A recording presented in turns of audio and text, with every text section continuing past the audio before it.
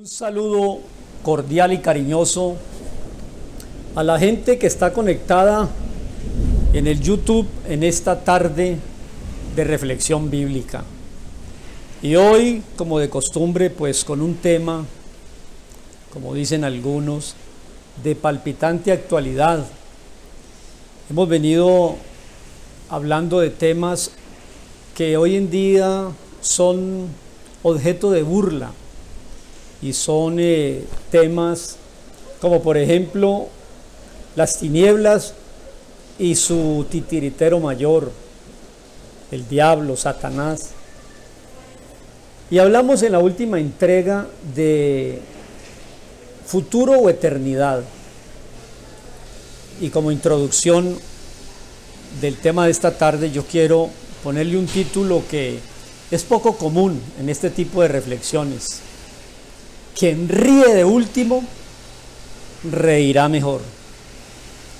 Y eso tiene que ver con lo que está pasando en la actualidad, en la geopolítica y en todo lo que vemos en la cotidianidad, en el mundo de hoy que nos ha tocado vivir, el siglo XXI, año 2022, donde hay guerras y rumores de guerra y amenazas en la economía mundial, la fluctuación de la bolsa de valores del mundo, angustia en la gente, juventud sin esperanza, incertidumbre hacia adelante.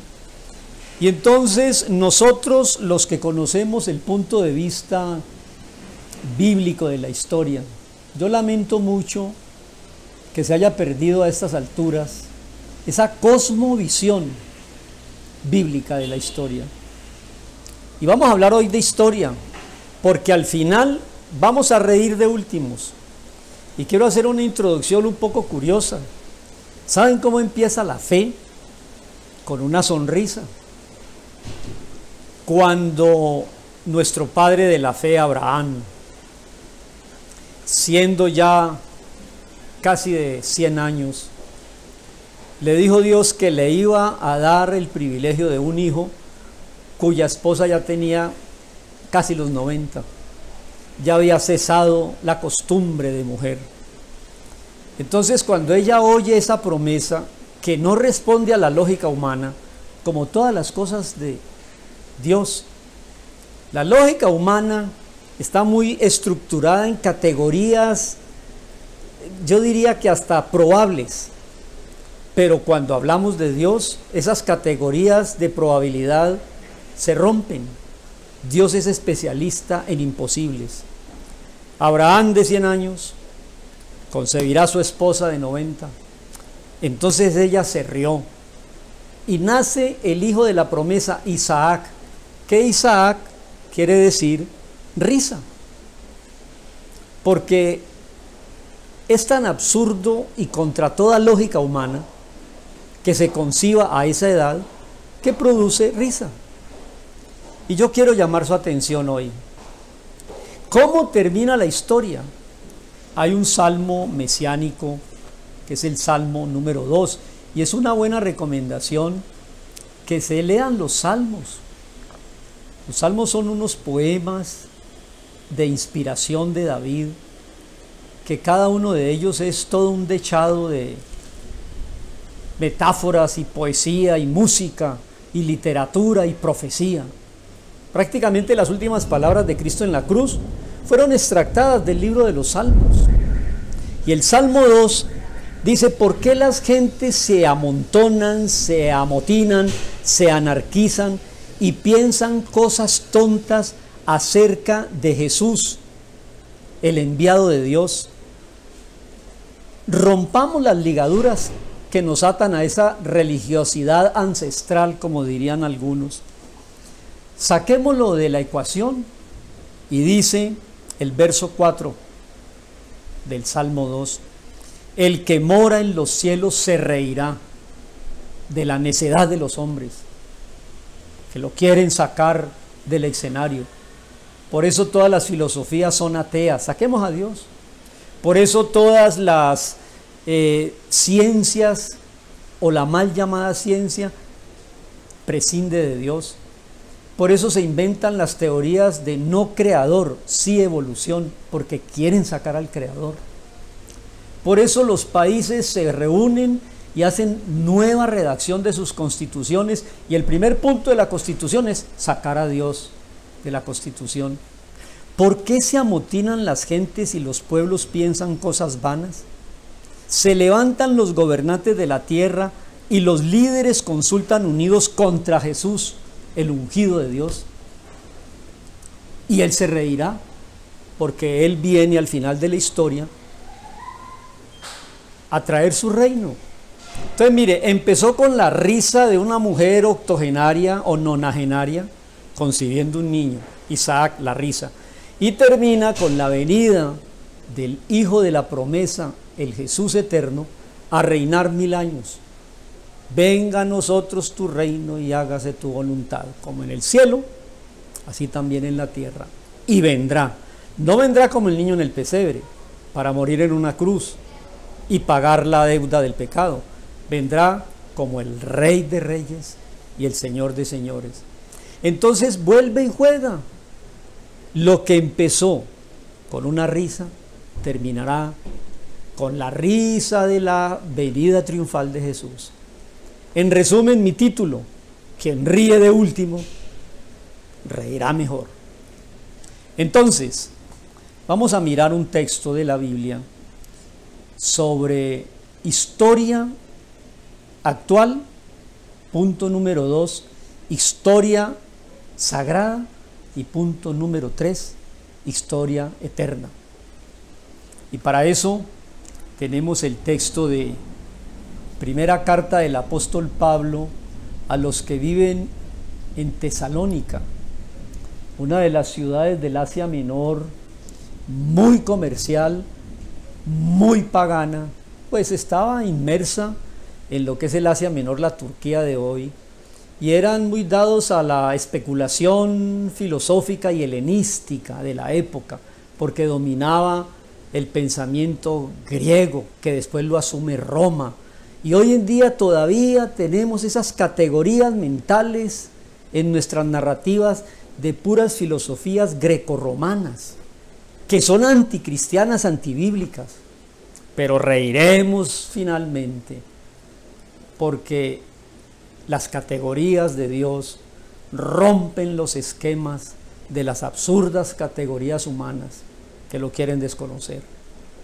Vamos a leer capítulo 4 de la primera carta de Pablo a los tesalonicenses, verso 13 al 18. Dice así: tampoco quiero, dice Pablo, tampoco queremos, hermanos, que ignoren acerca de los que han muerto o duermen, para que no se vuelvan tristes como los que no tienen esperanza. Verso 14: porque si creemos que Jesús murió y resucitó, así también traerá Dios con Jesús a los que durmieron en él, los que murieron creyendo en él. Por lo cual les decimos esto en palabra del Señor, que nosotros los que vivimos, los que habremos quedado hasta la venida del Señor, no precederemos a los que durmieron. Hay un orden, no los vamos a preceder los que estén vivos en el momento de que Jesús vuelva a la historia. No precederemos a los que durmieron. 16. Porque el Señor Jesús mismo, Él mismo, con voz de mando, con voz de arcángel y con trompeta de Dios, descenderá del cielo, y los muertos en Cristo resucitarán primero. Luego nosotros, los que vivimos, los que hayamos quedado, seremos arrebatados, trasladados, raptados, juntamente con Él en las nubes, para recibir a Jesús en el aire, y así estaremos siempre con el Señor. Y termina el verso 18 diciendo: por lo tanto, reirán de último y reirán mejor. Por lo tanto, aliéntense los unos a los otros con estas revelaciones de la palabra. Hasta allí el texto, del 13 al 18. Y quiero hacer, para explicar esta porción de la Escritura, 3 divisiones. La primera, historia actual o historia secular. Y es triste, muy triste, ver lo que está pasando hoy día cuando la sociedad del siglo XXI, con todo su desarrollo tecnológico, y yo diría su confort, su economía, su disfrute y diversión, y sus inventos y viajes, es una sociedad ignorante, triste y desesperanzada. Así es. ¿Por qué lo dice Pastor Brown? Por una razón muy sencilla. Yo miro las estadísticas de esta historia secular, de esta historia actual. Las mesas de juego están invadidas, buscando suerte. Las camas de los hospitales llenas de personas con angustia existencial. Las clínicas de reposo, los psiquiatras, los índices de suicidio, la desorientación de la juventud, la fuga de caminos fáciles para salir de la realidad con la droga, con los alucinógenos, la música, la diversión, el sexo sin restricciones. Y mire cómo empieza diciendo el verso 13. Pablo, el gran apóstol, conocedor de los filósofos de ese momento, él había estado en Atenas y había dado en Atenas la discusión en el Areópago con los filósofos del momento, estoicos y epicuristas, y les hablaba de la visita del Mesías que partió la historia, de su muerte y de su resurrección y de su regreso. Apenas nombró la resurrección en el Areópago, donde la lógica de las categorías humanas, grecorromanas, no aceptan que una persona que muera vuelva a vivir. No aceptan. La piedra angular del Evangelio, mis queridos hermanos, amigos y visitantes de la página, es la resurrección de Jesús de entre los muertos. Si Jesús no resucitó, la fe es tontería. La estación final es la muerte. Pero la tumba ante Pilatos, que mandó una guardia romana, puso una piedra de 1 tonelada y selló con el sello real esa lápida. Movida la piedra, roto el sello, la guardia se fugó y los lienzos sin el cuerpo. Si el Imperio Romano hubiera encontrado el cadáver de Jesús, el cristianismo no dura 3 días. Y los cobardes discípulos no serían los paladines de la fe. Nadie se va a dejar matar por una mentira. Ellos vieron a Jesús resucitado. Entonces mire usted que como ignoran eso, el verso 13 dice: hermanos de Tesalónica, les he escrito, estando yo con ustedes, que Jesús vuelve, resucitarán los muertos, nos transformará y estaremos con Él, reinando 1000 años antes de la eternidad. Alentados con esas palabras. La historia actual o a la historia secular no tiene esperanza. Mire usted hacia el futuro, y ya le dije las estadísticas de la angustia de la gente hoy. El que estudia, ¿para qué estudia? El que trabaja, ¿para qué trabaja? ¿Cuál es el futuro incierto que nos está ofreciendo esta sociedad? Pero miren, no quiero que ignoren, no quiero que ignoréis acerca de los que ya murieron, le dice Pablo a los de Tesalónica, para que no se pongan tristes como los que no tienen esperanzas. 3 palabras: ignorancia, tristeza, desesperanza. ¿Le parece buen diagnóstico? A mí sí. Ignorancia. ¿Cómo puede vivir una persona en estos momentos de la historia desconociendo la intervención del creador de la historia? ¿Qué explicación puede darle el científico a lo que observa en la naturaleza, que son muchos los misterios y las asombrosas leyes y maravillosas maneras de manifestar la naturaleza, sus portentos, sin conocimiento de Dios. Ignorancia. Y el llamado esta tarde es que la gente baje sus prejuicios, deje la ignorancia y busque conocer los textos revelados de la Escritura, que todos son sí, todos son amén y no hay ninguna contradicción en ellos. Salga de esta secularidad, salga de este enajenamiento que no produce sino ignorancia, tristeza y desesperanza. Nosotros reiremos de últimos, pero reiremos mejor. En segundo lugar, la historia sagrada. Dejemos la historia secular con sus datos estadísticos y sus categorías de la mal llamada ciencia, que vaya a ver si usted descubre al final que la ciencia está tan instrumentalizada por grupos de poder como lo están las religiones, elementos para la manipulación de la mayoría de la gente que ni es científica ni conoce la revelación de la palabra de Dios. Punto número 2, no desconozca la historia sagrada.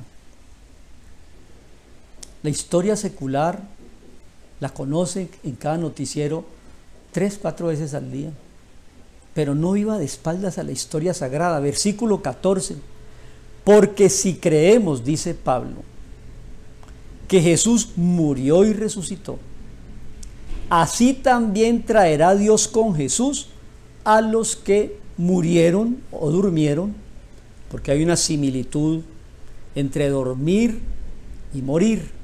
Usted ve un cadáver y parece que estuviera dormido. Cada día la gente que se acuesta, que nos acostamos, es como la muerte diaria. Los Tarahumara de Chile, los indios Tarahumara, ellos cuando se retiran a sus aposentos al reposo del día, ellos no dicen me voy a dormir, me voy a practicar la muerte diaria. Qué bonito. Por eso al otro día cuando usted despierta debe tener una actitud de agradecimiento porque viene de la muerte.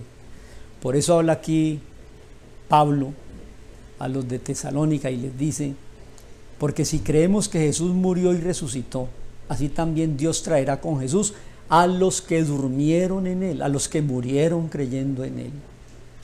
Entonces la historia sagrada es muy sencilla. Y este es un llamado a que usted se instruya en las ciencias seculares y en las ciencias sociales y en las ciencias naturales, pero no desconozca las ciencias salvíficas del Evangelio, no las desconozca. Si quiere reír de último, entonces interésese en la historia sagrada. Entre otras cosas, cuando yo estudiaba en mis años juveniles, había una materia que se llamaba así, historia sagrada, y uno estudiaba los grandes próceres de la Biblia: Moisés, David, Salomón, Josué, Gedeón, David y Goliat, historias ilustradas muy bonitas. Pero la gente olvidó la historia sagrada. ¿Qué es la historia sagrada en resumen? Dice así: Jesús, el enviado de Dios, murió y resucitó. A mí me han preguntado muchas veces, pastor, ¿qué es el Evangelio? Salvación, unción, sanación, prosperidad, alegría, sufrimiento. No. El Evangelio es la biografía de lo que hizo Jesús a nuestro favor. Eso es. ¿Y dónde están esas biografías? Hay 4 biografías, una por el escritor y biógrafo Mateo, la otra por el escritor y biógrafo Marcos, la otra escrita por el historiador y biógrafo Lucas, y la última por el historiador, teólogo Juan. Lea la historia. ¿Y cuál es la historia?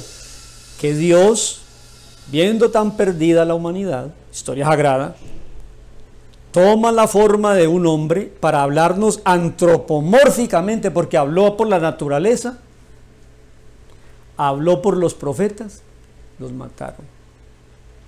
Habló por el pueblo escogido, lo odian. Habla por la revelación escrita, atacan la Biblia, la difaman, y hay escuelas destinadas a lo que se llama la alta crítica, que nace en Alemania, para desprestigiarla. La han quemado, la han perseguido, la han prohibido. Entonces al final él dijo, ya sé qué voy a hacer. Voy a metérmeles en la historia secular, pero con historia sagrada.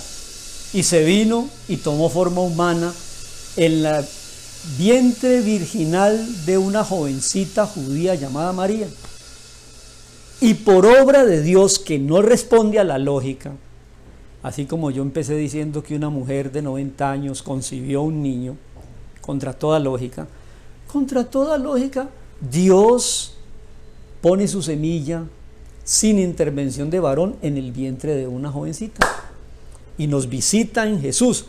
Verso 14: si creemos que Jesús el Mesías murió, ¿por qué murió? Porque las leyes exigían que la persona que fallara tenía que pagar con su vida. Entonces todos estaban muriendo. Entonces Dios dijo, vamos a parar ese sistema y vamos a aplicar un nuevo sistema. Que alguien asuma la responsabilidad y muera por todos. Vino Jesús, el Mesías, murió, pero al tercer día resucitó. O sea que su obra fue aceptada. Por eso la resurrección es, yo diría, la piedra angular de la fe. Yo diría que la vida de Jesús en su biografía, su encarnación y su muerte y resurrección es el fundamento. Por eso yo pienso que no soy religioso. Yo soy un promotor del único camino que tiene acceso a la trascendencia eterna, que es Jesús. Él es el camino, la verdad y la vida. Las religiones instrumentalizan el mensaje de Jesús y manipulan pueblos enteros. Sí, muy a mi pesar lo tengo que decir que así es. Desgraciadamente, el plan maravilloso del rescate en Jesús fue manipulado. Entonces ahora se salvan por obras, por sacramentos, porque hacen un ritual en el bautizo, o porque agua bendita, o porque intermediarios. Eso se diluyó. Esa gran verdad se perdió. Vuelvo a insistir en la historia sagrada, versículo 14. Así como Jesús el Mesías vino a pagar con su vida para que todo aquel que crea sea perdonado, y resucitó, así también Dios con Jesús traerá a los que están muertos un día una resurrección para vivir eternamente. Yo pienso, muy a mi pesar, que la gran ignorancia del mundo es ignorar qué vino a hacer Jesús y qué significa su vida, pasión, muerte y resurrección. En ningún otro hay salvación. Entonces, vamos a reír de últimos. Posiblemente ahora se reirán de nosotros porque la lógica no... Y falta todavía lo más difícil para que la gente entienda. Entonces, hay una historia secular que no produce sino antifaces humedecidos en llanto, túnicas raídas, sangre, sudor y lágrimas. Pero hay una historia sagrada que te dice, Jesús, yo vine a rescatarte, mírame a mí y serás salvo, cree en mí, quiero entrar a tu vida, a tu corazón, yo vine a poner mi vida en rescate por ti, vencí el imperio de la muerte con la resurrección. Lo hemos dicho varias veces, el día de la resurrección es el día que murió la muerte, porque Dios no iba a ser unos seres que se le enfermaran, que se le murieran, si Dios es vida. la rebeldía de nuestros primeros representantes en el Edén, embarcaron a toda la humanidad en este proceso de sufrimiento y dolor, muerte, condenación, tinieblas. Pero bueno, hay esa esperanza de la historia sagrada. ¿Y cómo sigue explicando Pablo a los tesalonicenses lo que es la historia eterna? El tiempo se acaba. ¿Por qué? Porque el tiempo es una medida. El tiempo es relativo. Hoy en día la eternidad es una explicación matemática. Si usted rompe la velocidad del sonido, entra a lo ultrasónico. Por eso hay aviones ultrasónicos. Rompen la velocidad del sonido y usted los ve que pasan y al tiempo viene el ruido detrás. Ellos van más rápido que el sonido. Asimismo, si usted rompe la velocidad de la luz, entra a la eternidad. Así de sencillo. Es decir, la eternidad ya es un concepto lógico y matemático. No sé, hace 100 años, antes de la teoría de la relatividad, cómo se pensaba en la eternidad. Hoy en día la eternidad es sencillo. Si logramos ese tipo de velocidad, salimos de las dimensiones, de la línea roja del tiempo. ¿Cómo explicar lo que sigue en lo que yo he llamado en el tercer punto historia eterna? Repito y continúo. 1. Historia secular. Tristeza, ignorancia, desesperanza, incertidumbre. No siga allí. 2. Historia sagrada. Del paso a conocer la vida, pasión, muerte, resurrección, regreso y eternidad que ofrece Jesús gratuitamente. Lo invito. ¿Y qué sigue, pastor? Hacia el no tiempo, hacia la eternidad. Versículo 15. Por lo cual digo esto en palabra del Señor. Óigame bien, no es mi palabra. La palabra mía, pues puede ser rebatida. Digo esto, dice Pablo en el verso 15, en palabra de Jesús, que nosotros, si Jesús viene hoy y estamos vivos, si nos hemos quedado para la venida de Él, que puede ser hoy, no nos adelantaremos a los que ya murieron, no nos adelantaremos. Dice el 16, porque el Señor en su venida, con voz de mando, ahora le explico, con voz de arcángel, como una trompeta, descenderá del cielo. Mire, pero yo a veces me pregunto, ¿qué tiene de complicada la teología si yo estoy leyendo el texto y me dice, Jesús vendrá otra vez, porque Él resucitó? Está esperando que la gente le dé paso a la historia sagrada y a la historia eterna, pero siguen metidos en la historia secular. Vendrá, descenderá del cielo, y los muertos o los que durmieron confiando en Cristo, señores de Tesalónica, resucitarán primero. Versículo 17. Luego nosotros, los que estamos vivos en el momento que Él regrese, los que nos hayamos quedado hasta ese momento, seremos arrebatados, trasladados, transformados, juntamente con ellos en las nubes para recibir al Señor en el aire y estar siempre con Él. Aquí hay una doctrina hermosísima: el rapto, el traslado, la desaparición. Rebobino y le doy un ejemplo, y con eso yo creo que hemos completado el tema de reír de último es reír mejor. Una noche anocheceremos y no amaneceremos. Una noche será la última noche. La gente que murió creyendo en Jesús desde hace 2000 años, allí están, esperando un cuerpo que no sea de carne y de sangre y de hueso, porque En la eternidad, las dimensiones terrenales no aguantan esas velocidades. Entonces tenemos que tener un cuerpo transformado y glorificado. Entonces, si Jesús viene, hay un orden.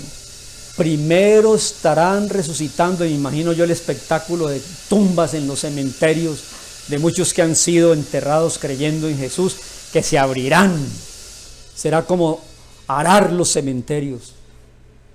Espero que mucha gente haya pasado de la vida a la muerte confiando en Jesús.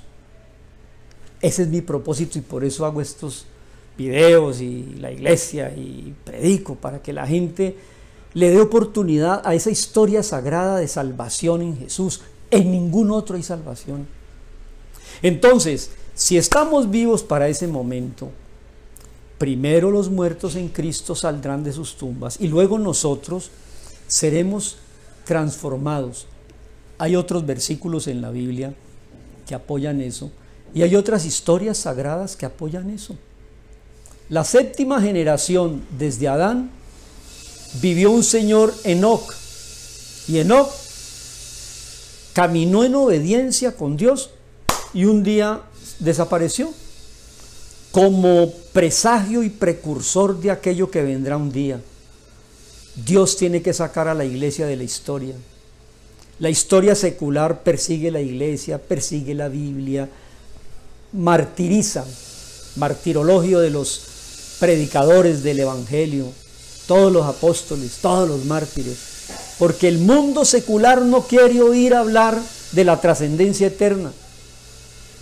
Entonces llegará el momento en que Dios saque a la iglesia, rapte a los creyentes, levanta a los muertos primero y luego nosotros, dice, los que hayamos quedado, seremos arrebatados juntamente con ellos en las nubes del aire para recibir al Señor, y así estaremos siempre con Él.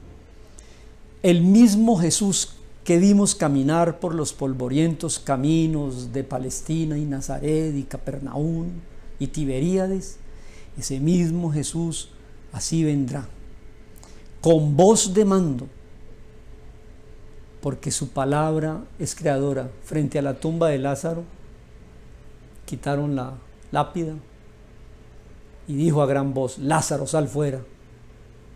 Y Lázaro vivió, porque todo lo que vemos fue hecho por la palabra de Jesús, y de eso tenemos mucho que decir y que explicar.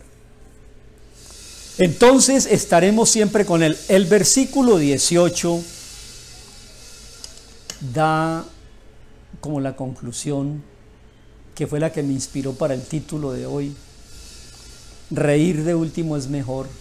El verso 18 dice: por lo tanto, aliéntense los unos a los otros con estas palabras.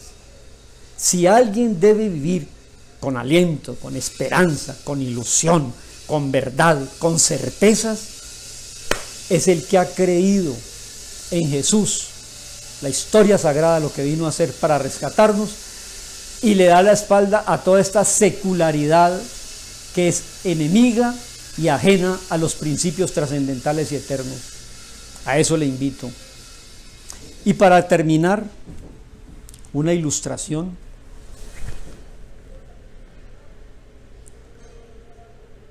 La escuché y es muy aclaratoria. Y yo pienso que temas como estos, que rompen los esquemas de la lógica humana. Por ejemplo, rompe el esquema de que una niña virgen conciba, ¿sí? Lo mismo que una anciana octogenaria conciba.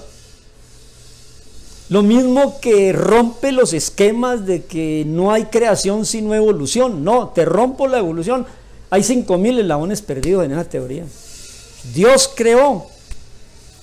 Entonces, yo le invito a esta ilustración final, a ver si de esa manera, de una vez por todas, entendemos, dejamos esa inquietud y esperamos que la gente baje sus prejuicios y se acerque a estas verdades. El imán Si usted tiene esquirlas de muchos metales, pone estaño, aluminio, cobre, hierro, oro, plata, pone en un área determinada y la cubre con tierra. Cubre con tierra todos esos metales limados. Y arrima usted un electroimán poderoso y lo pasa por encima, el electroimán, que tienen un núcleo de hierro, el electroimán, un núcleo de hierro con un embobinado eléctrico que hace un campo magnético, lo que es un electroimán. Física sencilla, física de quinto grado.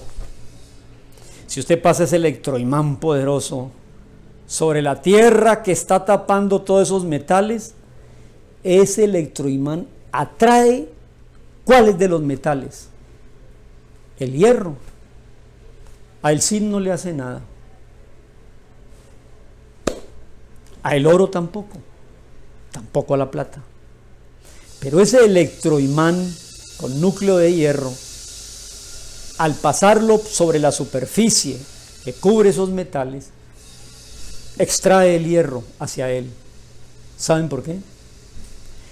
Porque el hierro es de la misma naturaleza del núcleo del electroimán. Repito, el hierro es atraído porque es de la misma naturaleza del imán. El imán es un hierro con una corriente eléctrica. Entonces el núcleo del imán es hierro, atrae el hierro, porque son de la misma naturaleza. ¿Cómo será la resurrección que dice allí? Que los muertos en Cristo resucitarán y nosotros nos iremos.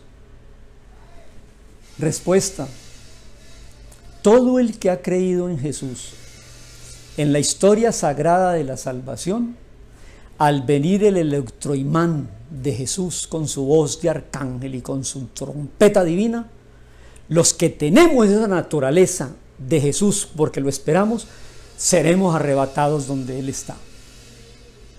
Escuché esa ilustración y me pareció a mí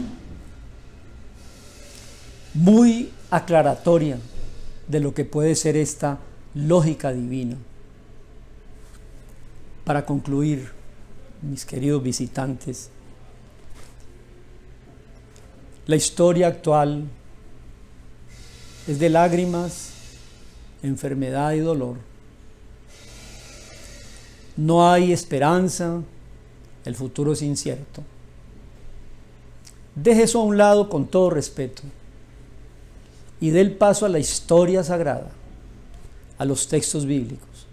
Dios en tiempo pasado habló de muchas maneras a la gente, a través de la naturaleza, de los profetas, de los patriarcas, de las matriarcas, pero ahora en este tiempo final nos vino a visitar directamente Él en la persona de Jesús para hablarnos a través del Hijo, que vino a pagar con su vida un rescate, vencer la muerte con su resurrección y vendrá muy pronto como el electroimán a atraer hacia sí los que hemos tenido su misma naturaleza porque creemos que Él es el camino, la verdad y la vida.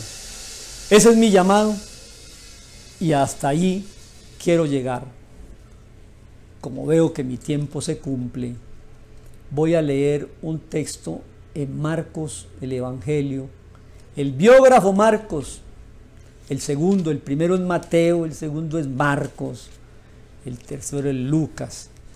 Marcos, capítulo 8, verso 38. Y con eso termino, dándole gracias a Dios por este día que reflexionamos sobre por qué las gentes en el mundo crujen sus dientes contra Jesús y su salvación gratuita. ¿Por qué se inventan filosofías y religiones vacías? Jesús se reirá. Y en el verso 38 de Marcos 8 dice: el que se avergüence de mí, dice Jesús, y de mis palabras en esta generación adúltera, pecadora y secular, yo, el Mesías, el Hijo de Dios, me avergonzaré también de ustedes cuando venga en gloria con los santos ángeles. Que Dios nos dé la gracia de bajar prejuicios, de enterarnos de la historia secular, de darle cabida a la historia sagrada y esperar la eternidad, la historia que no tendrá fin. Te doy gracias, Señor, por esta tarde. Te pido que bendigas a todos los que han tenido ocasión de escuchar este texto de Primera de Tesalonicenses, y que tu paz, que sobrepasa las circunstancias de hoy, la historia y la geopolítica de hoy, nos deje ver a ese Jesús maravilloso, que es camino, verdad, vida, perdón, resurrección y vida eterna. En el nombre de Jesús oramos, dándote gracias. Amén. Hasta la próxima. Que Dios les bendiga.